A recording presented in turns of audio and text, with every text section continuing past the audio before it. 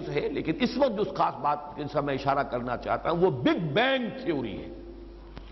ایک وقت میں دھماکہ ہوا ہے بہت بڑا، big bang.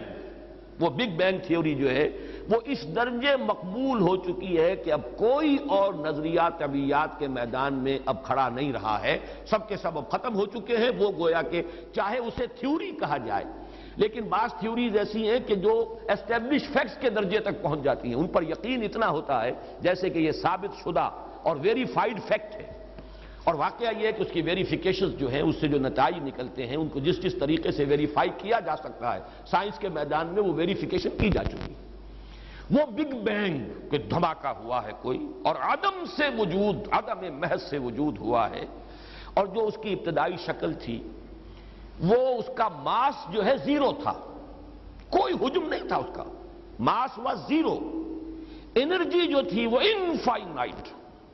Temperature infinite, billions اور بلینز آف ڈگریز تھی اس وقت ٹیمپریچر، لیکن ماس کوئی نہیں تھا۔ انگارے کے اندر گرمی ہوتی ہے، انگارہ نہیں تھا، صرف حرارت تھی، حرارت تھی، اور انرجی پیک جسے کہا جائے، انرجی تھی لیکن ماس زیرو۔ اور یہ بات بالکل مطابقت رکھتی ہے، قرآن مجید کہتا ہے کہ وجود اللہ تعالیٰ کے ایک کلمہ کن کا ظہور ہے۔ یہ کن، یہی وہ بگ بینگ ہے، اور اس کن ہی کے اندر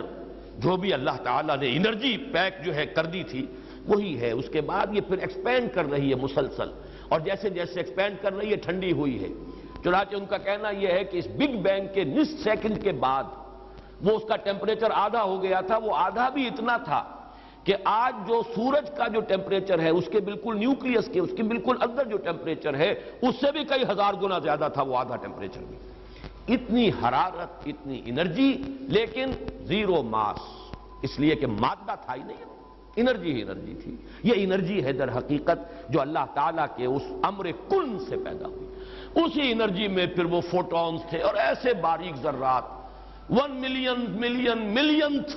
ایک ملی میٹر کا، اور وہ ملین میں ایک کے ساتھ 30 زیرو اور لگائیے تو 1 ملی میٹر کا 1/1 اور 30 زیرو لگا کر جو بھی تصور کو ذہن میں لا سکتے ہوں تو یہ تھا۔ اس کے بعد اس کو جو مختلف پارٹیکلز اس سے ظہور میں آئے ہیں ان کا حجم یہ تھا۔ بہرحال یہ میں سمجھتا ہوں کہ بہت قریب ہے اس کے قل اعوذ برب الفلق۔ یہ فلق جو ہے پردہ عدم چاک ہوا ہے، اور پردہ عدم چاک ہوا ہے، اور اللہ تعالیٰ کے حرف کن نے، یا اللہ کا ایک حرف کن جو ہے، اب اس میں آپ چاہیں تو اسے کہیں وہ ڈیوائن انرجی ہے۔ انرجی کہاں سے آئی ہے؟ آپ اگر کہتے ہیں کن، اس میں آپ کی اپنی انرجی ہے جس نے کہ وہ شکل اختیار کی ہے اس حرف کن کی، اس لیے کہ یہ انرجی کے بغیر تو نہیں ہے۔ بہرحال یہ ذرا پھر تھوڑا سا دور چلا جائے گا معاملہ، لیکن حرف کن میں اللہ تعالیٰ نے جو بھی انرجی ودیت کر دی تھی، جس کے بارے میں آج کی سائنس یہ کہہ رہی ہے کہ اس کا ماس زیرو تھا لیکن حرارت جو ہے وہ billion billion degree centigrade, وہاں سے اس کائنات کا آغاز ہوا ہے۔ عالم دو ہیں، عالم امر، عالم خلق۔ عالم امر یہ باتیں بہت دفعہ میں نے بیان کی ہیں، لیکن آج اب اس کے حوالے سے پھر اجمالاً بیان کر رہا ہوں۔ عالم امر سے ہمارے علم کی حد تک صرف 3 چیزیں وابستہ ہیں: ملائکہ،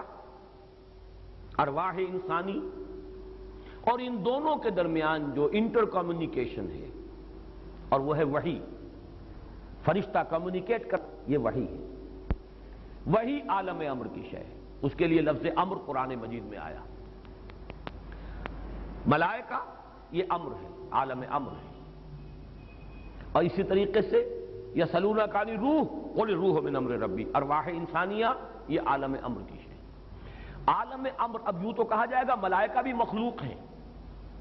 ارواح انسانی بھی مخلوق ہے، ایک اعتبار سے خلق کا لفظ اس سب پر حاوی ہو جائے گا،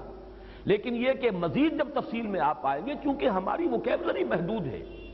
ہماری زبان کے الفاظ جو ہمارے تصورات سے مبنی ہے اور مستنبت ہیں ان میں محدودیت ہے، اس لیے یہ سارے چکر وہی بات آ گئی کہ جہاں ہستی ہوئی محدود لاکھوں پیج پڑتے ہیں۔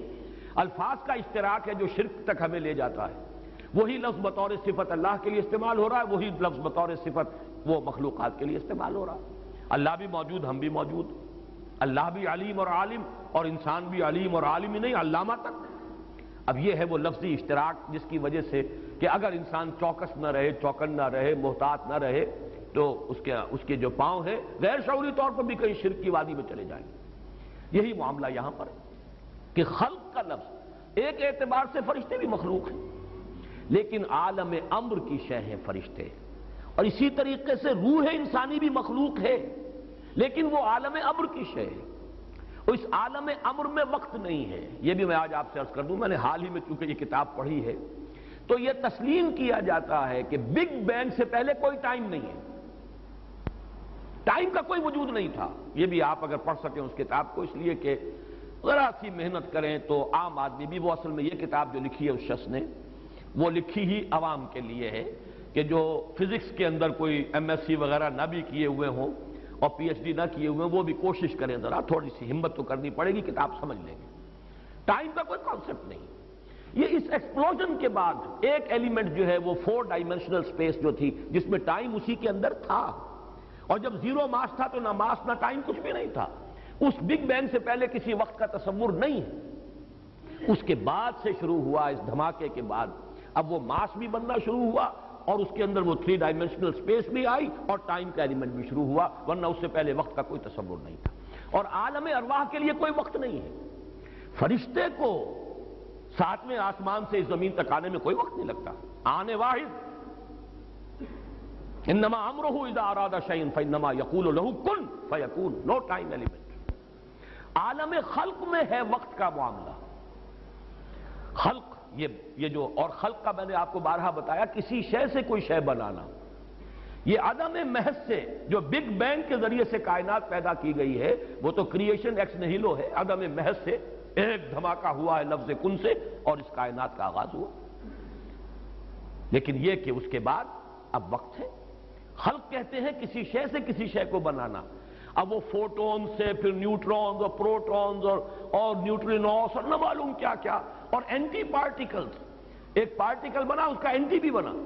یہ عجیب ایک گورکھ دھندا ہے جو اس جدید سائنس نے، یہ جو علم کا جو ایک نیا ایک باب کھول دیا ہے، اور اس سے بہت سی چیزیں حل ہو رہی ہیں کہ پہلے سمجھا جاتا تھا انرجی کی 4 کیٹیگریز ہیں،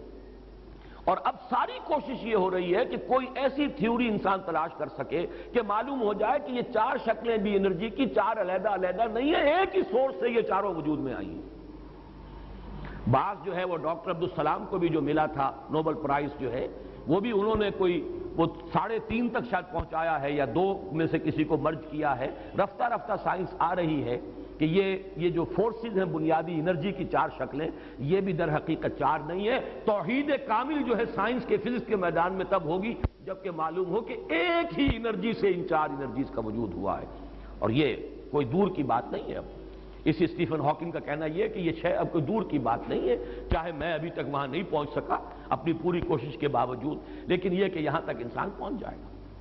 لیکن خلق کیا ہے؟ جس میں ٹائم ایلیمنٹ بھی ہے نمبر 1، اور کسی شے سے کسی شے کا خلق ہے۔